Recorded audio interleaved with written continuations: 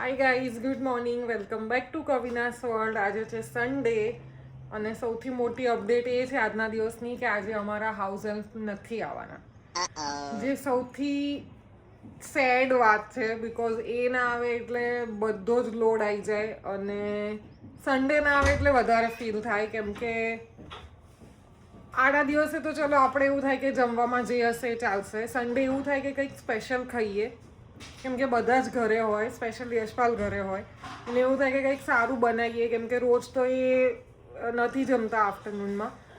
પણ હવે house help ના આવવાના હોય એટલે કામ બી એટલું બધું વધી જાય અને પછી ટફ થઈ જાય બધું કંઈક સારું વસ્તુ બનાવવું ને એવું. બટ કંઈક તો કરીશું, હવે જોઈએ શું થાય છે. તો આજનો દિવસ થોડો ટફ રહેવાનો છે આફ્ટરનૂન સુધી. બપોર પછી તો જો કે સાંજનું તો લાઇટ જ હોય એટલે બહુ કંઈ વાંધો ના આવે, પણ જે છે એ લંચ છે, લંચ સારું કરીએ તો મજા આવે એમ.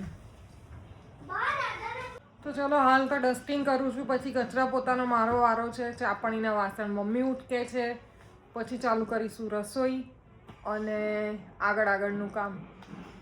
Many hours later. તો ગાઈઝ, લંચમાં જેમ મેં તમને કીધું એમ આજે બહુ કંઈ સ્પેશિયલ કર્યું નહીં. અમે ખાલી દાળ ભાત શાક રોટલી બનાવીને ખાઈ લીધા. બટ આજે બધા ભેગા બેસીને ખાધું તો બહુ મજા આવી અને પેટ ભરીને બી ખવાયું. તો જમી કરીને કામ બધું પતાવીને હું ને યશપાલ નીકળ્યા છે. અત્યારે વાગ્યા છે 3. બહાર તો સખત તડકો છે, પણ હું ને યશપાલ નીકળ્યા છે. અમારે લેવાની છે ઘરની ચાદરો, બિકોઝ અત્યાર સુધી જે અમારી પાસે ચાદર હતી ને એ જે આ બેડ નવા બનાવ્યા છે ને અહીંયા, એ બધા મોટા મોટા બનાવ્યા છે. તો જે જૂની ચાદરો હતી એ બિલકુલ આવતી જ નથી. એક સાઈડથી અંદર ખોસીએ તો બીજી સાઈડથી નીકળી જાય એવું થતું હતું. એટલે આ વખતે હવે લઈશું તો ફૂલ સાઇઝની લેવી પડશે ને પ્યોર કોટનવાળી, કેમ કે અત્યારે સમર બહુ જ ખરાબ છે અને એકદમ એવી પેલી ટેરી કોટન કે જે બી હોય એમાં મજા નથી આવતી. પોલિસ્ટર તો જો કે અમે યુઝ જ નથી કરતા, કોટન જ યુઝ કરીએ છીએ. પણ કોટનમાં અમુક ખબર નહીં એવી કેમ આવી જાય કે લખ્યું હોય 100% કોટન, પણ એ ફીલ કોટનનું ના આપે. તો આ વખતે તો અમે ડિસાઈડ કર્યું છે કે અમે એકદમ પેલું જાડું કોટન આવે છે ને એવી લઈશું, એટલે એમાં વાંધો નથી આવતો. પહેલાં પણ યુઝ કરેલી છે. તો ચલો તમે બન્યા રહો, હું તમને બતાવીશ ક્યાં જઈએ છીએ અને શું શું લઈએ છીએ. અમે આવ્યા છીએ અહીંયા foam factory, branded bedsheets, blankets, home decor. Let's see શું છે, કેવું છે. આવશે ને બતાવો.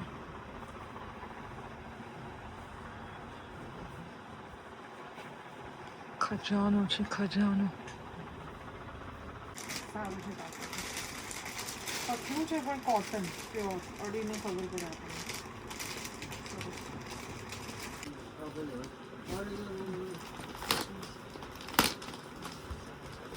सेठ को 12,000 वाला बताना, वो कैसा है? સારું છે. 11,000 हेलो આ કાઢો ને. ये बिल करवाओ તો ગાઈસ થઈ ગઈ છે શોપિંગ, અને શોપિંગમાં બહુ ટાઈમ અમે આ શોપિંગ કરી નહીં.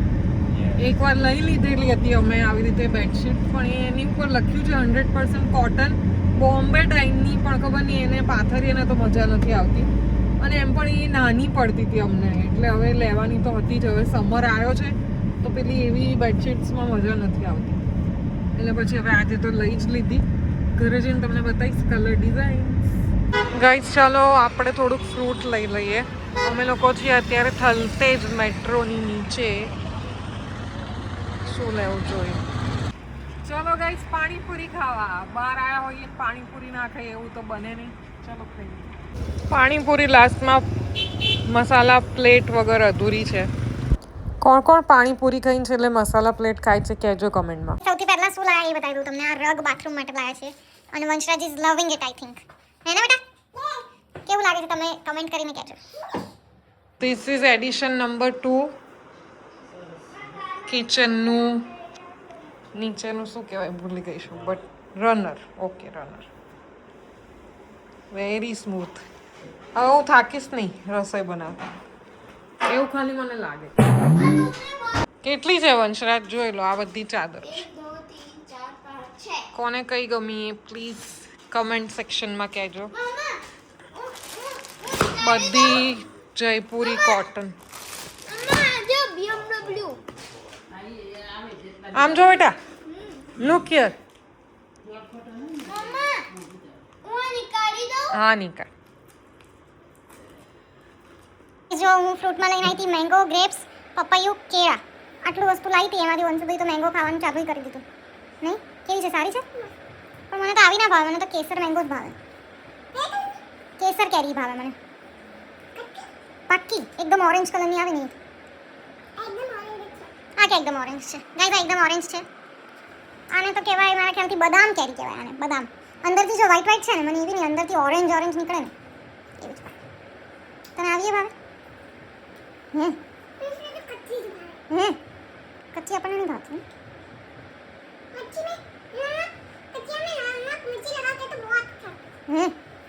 ઓહો, શું કરવાનું?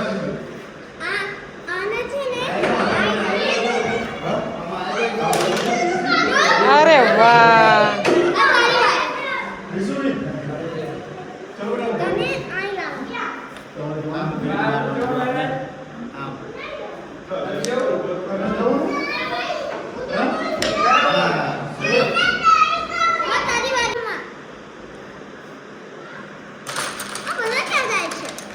શી ખબર.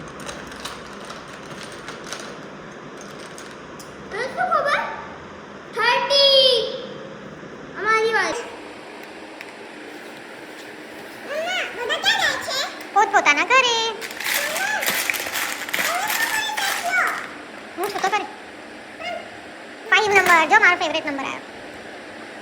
તો ગાઈઝ આ વિડીયો હતા અમારા સોસાયટીના ઇન્ડોર ગેમ્સના. હું વંશુને નીચે રમાડવા લઈ ગઈ હતી થોડીક વાર માટે.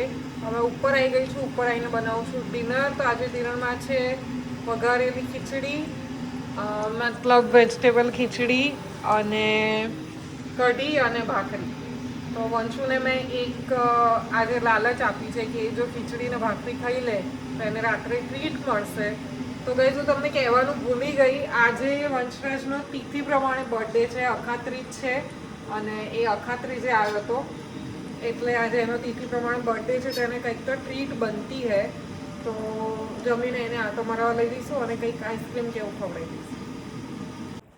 ગાઈઝ આજે વોક કરીને એટલું થાકી ગયા છીએ કે ક્યાંય જવાનું મન થઈ રહ્યું નથી. મેં યશપાલને કીધું કે કંઈક લઈ આવો તમે તમારી રીતે જ, બિકોઝ મને બહાર જવાની ઈચ્છા નથી થઈ રહી. બહુ જ થાક લાગ્યો છે અને જલ્દી જલ્દી સૂઈ જવું છે, બિકોઝ કાલથી રૂટીન ચાલુ છે એનું, સ્કૂલ ચાલુ છે. અને કાલથી અમે લોકોએ વિચાર્યું છે સવારમાં વોક કરવા જવાનું. હવે લેટ સી પોસિબલ થાય છે કે નહીં.